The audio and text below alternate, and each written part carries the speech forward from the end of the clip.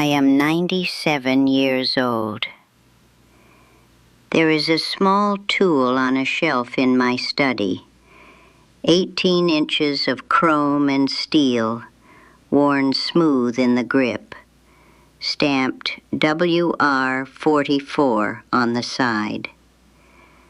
My grandchildren think it belonged to my late husband. Some kind of army thing, they figure. They've never asked about it. Nobody ever asks about it. But that little tool helped win the Second World War.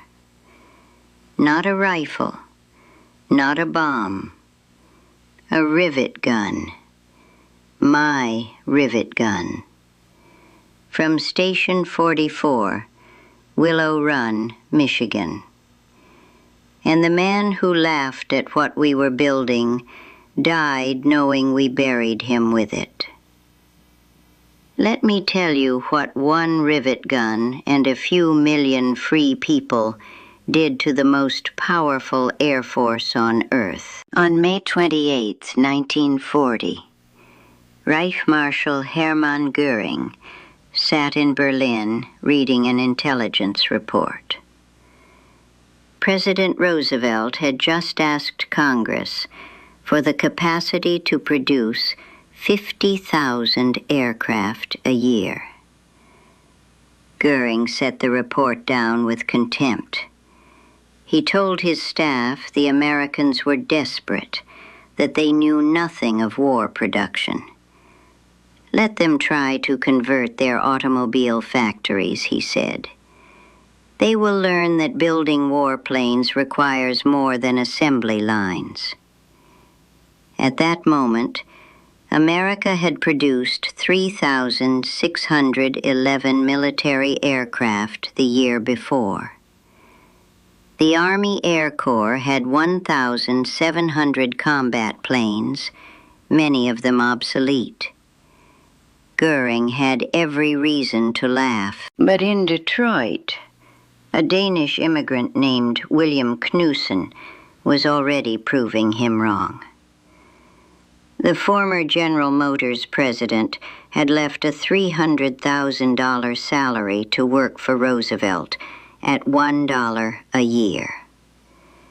When presidential advisor Bernard Baruch was asked who could achieve the impossible production numbers, he answered simply, first, Bill Knudsen. Second, Bill Knudsen. Third, Bill Knudsen. Knudsen brought automotive mass production principles to aircraft manufacturing, and the transformation began immediately. Hitler was worse than Göring. When General Friedrich von Boetticher, Germany's military attaché in Washington, sent accurate reports about American industrial mobilization, Berlin dismissed them. His December 1940 cable warned that American war production would reach unimaginable heights. Nobody listened. When Boetticher met Hitler personally in February 1939 to discuss American potential, Hitler ranted about racial degeneracy instead of listening. He called Americans half Judaized, half Negrified, and incapable of sustained warfare. That was the intelligence assessment of the man running the Third Reich. I didn't know any of this at the time. I was a housewife in Ypsilanti, Michigan. I had 2 small children and a husband who shipped out with the Navy in early 1943. I didn't know what a rivet was. I thought the war was something men did on the other side of the ocean. Then I saw the newspaper advertisement. Women wanted. Aircraft assembly. Willow Run. No experience necessary. I had no experience. I went anyway. I had heard about Willow Run. Everyone in Michigan had. Ford Motor Company broke ground on April 18, 1941, on farmland outside Ypsilanti. They built the largest factory under one roof in the world, 3.5 million square feet, an assembly line stretching 1 full mile. Charles Sorensen, Ford's production chief, promised they would build one B-24 Liberator bomber every hour when other factories managed one per day. People thought he was out of his mind. The early results were terrible. The first bomber, completed September 1942, had to be completely rebuilt. Quality control failures hit 50%. By February 1943, the month I walked through the doors, Willow Run was producing just 56 bombers a month, against promises of hundreds. The newspapers called it, "Will It Run?" Washington was furious. Ford was humiliated. And I was standing in a factory the size of a small city, holding a tool I'd never seen before, being told I was going to help build the airplane that would win the war. They trained us fast. The B-24 Liberator had 488,193 individual parts. Ford engineers had broken those parts into manageable sub-assemblies so that people like me, people who had never touched an aircraft, could learn one station and do it well. They gave us pneumatic rivet guns, redesigned lighter for women's hands. That redesign turned out to be smarter than anyone expected. The lighter tools reduced fatigue. We could work longer, more accurately, with fewer injuries. I was assigned to Station 44, wing skin assembly. My job was flush rivets, 3,000 of them per shift. You pick up a rhythm. Position, trigger, check. Position, trigger, check. Over and over. After 2 weeks, the rivet gun was an extension of my hand. After a month, I wasn't thinking about it at all. My hands knew the work. The factory changed around us. Ford engineers developed hydraulic riveting tools, prefabricated wiring harnesses, and moving assembly techniques. They accommodated 578 design changes in 1943 alone, without stopping the line. And the numbers started climbing. 56 bombers a month in February 1943, 148 in September, 365 in December, and then April 1944, 428 B-24 Liberators in a single month. One every 63 minutes, 24 hours a day. That one factory was outproducing the entire German aviation industry. By 1943, women made up 65% of the aircraft workforce, 310,000 of us. The Germans couldn't believe it. A captured Luftwaffe intelligence report dismissed women workers as temporary and predicted quality would collapse. It didn't collapse. It improved. Women inspectors at Douglas Aircraft reduced defect rates from 3.2% to 0.3%. I drove 3,000 rivets a shift at 99.5% accuracy. The work was detailed: wiring, instruments, inspection, and we were good at it. Not because we were women, because we were careful, because it mattered. While we built, the pilots flew what we made. Major Johannes Steinhoff, commanding a German fighter wing, noted in December 1942 that American pilots were no longer amateurs, and most disturbing, there were more of them every day. By January 1944, Heinz Baer, one of Germany's top aces with 220 victories, described a mission over Brunswick. The bomber stream stretched from horizon to horizon, he said. At least 700 flying fortresses and liberators. We were 8 fighters against hundreds. It was hopeless. General Adolf Galland reported to Göring that Germany was losing 1,200 fighters monthly, while producing only 1,000. America was producing 2,500 fighters monthly, while losing 400.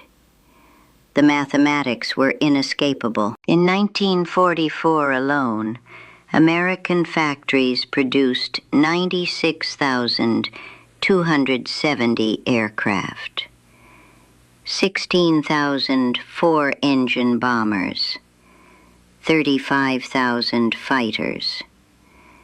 That single year's production exceeded Germany's entire wartime output of roughly 94,000 planes. Boeing was building 16 B-17s daily. North American Aviation produced 500 P-51 Mustangs a month. Lockheed built 1 P-38 Lightning every 90 minutes. Douglas aircraft, which employed 68 people in 1936, had grown to 167,000 workers. On June 6, 1944, the invasion of Normandy put 11,590 Allied aircraft in the sky against 319 German sorties, 36-1. 3 airborne divisions delivered in a single day, using more transport planes than Germany's entire transport fleet ever possessed. This wasn't a battle. It was industrial annihilation. And every one of those bombers, every one of those fighters, was built by someone like me. Someone who hadn't known what a rivet was 2 years earlier. Then the war ended. The factory closed. I kept my rivet gun, WR-44. I don't know why. I just put it in a box and brought it home. My husband came back from the Pacific in October 1945. There was a parade downtown. He shook the mayor's hand. The GI Bill sent him to engineering school. I went back to the kitchen. Nobody asked what I did during the war. Not once. For 50 years, I didn't talk about it either. What was I going to say? I drove rivets? Years later, I read about Göring at Nuremberg. The prison psychologist documented his obsession with American production statistics. He kept calculating ratios, comparing single American factories to his entire Air Force's output. He called Willow Run that damned factory that broke our backs. My factory, my station, my rivets. When they showed him that America had produced 812,615 aircraft engines to Germany's 241,675, he stared at the figures in silence. His final letter, written the night before his execution, said it plainly. The Americans won through industrial power, not military prowess. We were not defeated by better soldiers, but by better factories. The nation we dismissed as capable only of building consumer goods buried us under aluminum and steel. His last words to the psychologist were even more direct. We declared war on an industrial giant while it slept. When it awoke, we were doomed. Albert Speer testified that American bombing reduced German production by 35% for tanks, 31% for aircraft, 42% for trucks. He confirmed what we had done from assembly lines in Michigan and Seattle and Long Beach. Meanwhile, Germany had turned to slave labor. 60,000 prisoners in the Mittelwerk underground complex. 20,000 of them died. And those underground factories produced more defects than aircraft. Sabotage was constant. Quality collapsed. The entire Mittelwerk complex produced fewer engines monthly than Ford's single plant in Chicago. Slaves against free workers. Tyranny against democracy. The answer was written in the production numbers. I am 97 years old. The rivet gun is still on the shelf, right next to my husband's photograph. It weighs less than 2 pounds.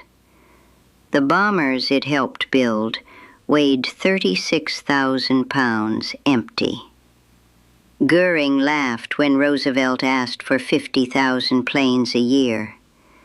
America built 296,000. I was one of 2 million workers who did that. 310,000 of us were women. Nobody gave us a parade. But you should know something, whoever is listening. The thing that won that war wasn't a weapon. It was a principle. Free people, working voluntarily, outproduced slave labor by every single metric. Women who'd been housewives outperformed forced workers in underground prisons. Teenagers who left high school, immigrants who barely spoke English, disabled workers, elderly citizens, all of them together built the arsenal of democracy. Not because they were ordered to, because they chose to. That rivet gun looks like nothing, but it buried a Reich Marshal and everything he stood for. Hermann Göring laughed at what free people could build. We answered him with 300,000 aircraft and the most complete defeat in military history. I am 97 years old, and I still have my rivet gun.